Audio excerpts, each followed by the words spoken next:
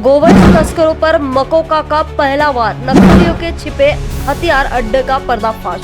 महाराष्ट्र में कानून के लंबे हाथ अब संगठित अपराध और नक्सल नेटवर्क दोनों तक पहुंचते दिखाई दे रहे हैं। पहली बार गोवंश तस्करी में शामिल गिरोह पर मकोका की कार्रवाई की गई है, जबकि गढ़चिरौली के जंगलों में नक्सलियों द्वारा छिपाकर रखे गए हथियार निर्माण सामग्री का भी बड़ा जखीरा बरामद हुआ है। नागपुर रेंज पुलिस की इन दो बड़ी कार्रवाई को अपराध और नक्सलवाद के खिलाफ निर्णायक कदम माना जा रहा है।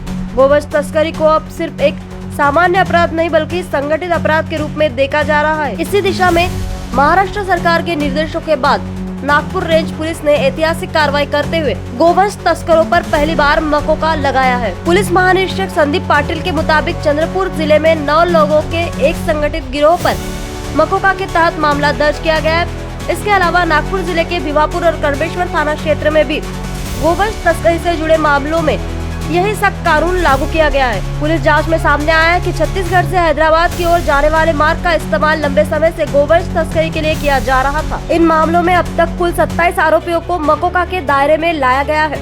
मकोका की सबसे बड़ी विशेषता यह है कि इसके तहत सिर्फ अपराध करने वालों पर ही नहीं बल्कि अपराध को संरक्षण देने वालों, आर्थिक मदद पहुँचाने वालों और उससे अर्जित संपत्ति भी कार्रवाई की जा सकती है। यानी अब जाँच का दायरा पूरे नेटवर्क तक पहुँचेगा। वहीं दूसरी ओर गढ़चिरौली जिले में नक्सल विरोधी अभियान के दौरान पुलिस को बड़ी सफलता मिली है। अबुझमाड़ सीमा से सटे इलाके में एक आत्मसमर्पित नक्सली की सूचना के आधार पर सर्च ऑपरेशन चलाया गया। इस दौरान पुलिस ने जंगलों में छिपाकर रखी गई बड़ी मात्रा में हथियार निर्माण सामग्री बरामद की। मौके से ग्रेनेड बनाने का सामान, लगभग 500 पाइप और छोटे रॉकेट तैयार करने में उपयोग होने वाली सामग्री मिली। पुलिस का कहना है कि नक्सलियों ने आत्मसमर्पण से पहले इस सामग्री को जंगल में छिपा दिया था। हालांकि बड़ी संख्या में नक्सली मुख्य धारा में लौट रहे हैं, लेकिन उनके द्वारा छिपाए गए हथियार और विस्फोटक अब भी सुरक्षा एजेंसियों के लिए चुनौती बने हुए हैं। इसी वजह से पुलिस और सुरक्षा बल लगातार ऐसे ठिकानों की तलाश कर रही है ताकि भविष्य में किसी भी संभावित खतरे को पूरी तरह समाप्त किया जा सके। आपल्याला माहीत असेल 4 दिवसापूर्वी एक महाराष्ट्र शासनाने एक सर्क्युलर इश्यू केलं होतं। त्यामध्ये जे गोवंश तस्करी करणाऱ्या ज्या टोळ्या आहेत त्यांच्यावर मकोका लावण्याचं निर्देश शासनाने दिले होते। तर त्या अनुषंगाने आपण 4 दिवसापूर्वी चंद्रपूर जिल्ह्यामध्ये रामनगर पोलीस स्टेशनच्या अंतर्गत 9 लोकांची जी टोळी होती जे गोवंश तस्करी करत होती त्यांच्यावर मकोका लावलेला आहे। त्याच्यापूर्वी आपण नागपूर परिक्षेत्रामध्ये नागपूर ग्रामीण जिल्ह्यामध्ये एक भिवापूर पोलीस स्टेशनच्या हद्दीमध्ये आणि कळमेश्वर पोलीस स्टेशनच्या हद्दीमध्ये असे 2 मकोका आपण गोवंश तस्करावर लावलेले आहेत।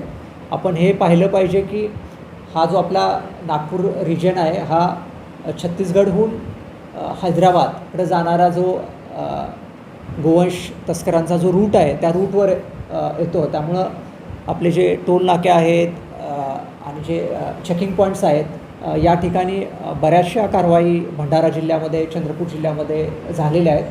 पण गोवंश तस्करांच्यावर एवढ्या मोठ्या प्रमाणामध्ये 3 मकोका लावण्याची जी वेळ आहे ती मला वाटते महाराष्ट्रात नागपूर परिक्षेत्रात प्रथमच घडलेली आहे आणि टोटल 27 आरोपींच्यावरती मकोका लावण्यात आलेला आहे। सर, या प्रकरणामध्ये आरटीओ असतील किंवा गाड्या ज्या लोकांच्या असतील, ट्रान्सपोर्टर असतील, त्या लोकांना सुद्धा आरोपी करण्यात आला आहे। आपल्याला माहीत आहे मकोका हा ऑर्गनाइज क्राईमचा स्पेशल कायदा आहे। त्याच्यामध्ये जे डायरेक्टली आणि इनडायरेक्टली गुन्ह्यासाठी जे मदत करतात त्यांच्यावर आपल्याला कारवाई करता येते। मग ते कोणीही त्यात इन्व्हॉल्व असू दे आणि आपल्याला माहीत आहे जर या क्राईमपासून जर प्रॉपर्टी काही परचेस केली असेल तर तीही सीज करता येते।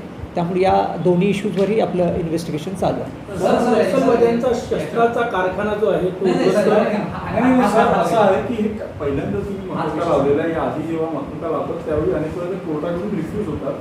तुम्ही यावेळी त्या दृष्टीने काय खबरदारी घेतली आहे? कारण पहिला प्रयोग असणार नाही, मकोका आपल्याला माहीत असेल की लावण्याच्या म्हणजे सँक्शन पहिलं म्हणजे लावण्याचं IG रेंजकडे असतं आणि चार्जशीट पाठवण्याचं जे सँक्शन आहे ते आपल्या पोलीस महासंचालक कार्यालयामध्ये अप्पर पोलीस महासंचालक कायदा सुव्यवस्था हे करतात।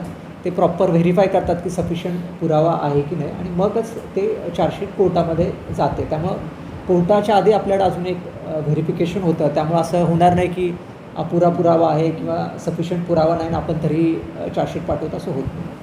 सर यामध्ये एक प्रश्न असा उपस्थित होतो, काही गोवंश संदर्भामध्ये काही लोक जे आहेत त्यांनी प्रॉपर्टी जमा केलेल्या आहेत, काही ठिकाणी बिल्डिंग सुद्धा केल्या आहेत.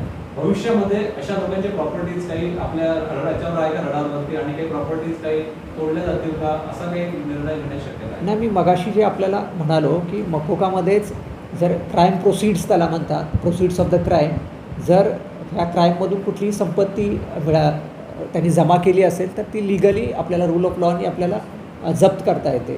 त्यामुळं आम्ही म्हटलं की ते इन्व्हेस्टिगेशनमध्ये हा प्रोसेस चालू आहे. Bureau report, news first.